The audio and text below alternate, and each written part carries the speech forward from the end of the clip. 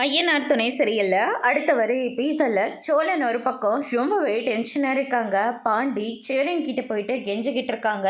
எனக்கு நிலாவை எந்த அளவுக்கு பிடிக்குன்னு உங்கள் எல்லாருக்கும் தெரியும். தெரிஞ்சிருந்தோம் இப்படி அவள் சொல்லிட்டு போனான்றதுக்காக இப்படி எல்லா ஏற்பாடும் பண்ணிக்கிட்டு இருக்கீங்களே, நீங்கள் இதெல்லாம் எனக்கு செய்கிற துரோகமாகும் அப்படின்ற மாதிரி சொல்கிறாங்க. யாருக்கு யாரோட துரோகம் பண்ணிட்டு இருக்காங்க? நீ தான் நாங்கள் சொல்கிற எதையுமே காதில் போட்டுக்காம அந்த பொண்ணுக்கிட்ட வீம்பா போய் பேசிக்கிட்டு இருந்த. இப்போ எல்லாத்தையும் சுமக்கிறது நீ தானே. இதுக்குத்தான் நாங்கள் அப்போவே சொன்னோம். நீ எங்கே எங்களுடைய பேச்சை கேட்ட? எங்களுடைய பேச்சை நீ கேட்டேன்னு சொல்லு பார்க்கலாம் அப்படின்னு சொல்லிட்டு நம்ம சேரன் பயங்கரமாக கேட்டுக்கிட்டு இருக்காங்க.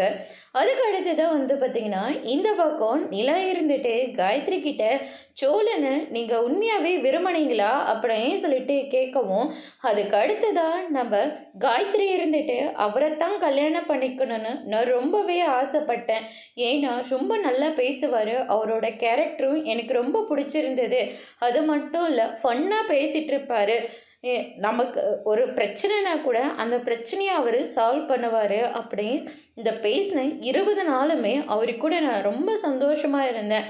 அந்த சந்தோஷத்தில் தான் வாழ்க்கை முழுக்க அவரு கூட இருந்தால் அவரை நம்மளை எப்படி பார்த்துப்பாங்கன்னு ஒரு கனவு கோட்டையே நான் கட்டி வச்சிருந்தேன் அப்படின்ற மாதிரியே சொல்லிடுறாங்க.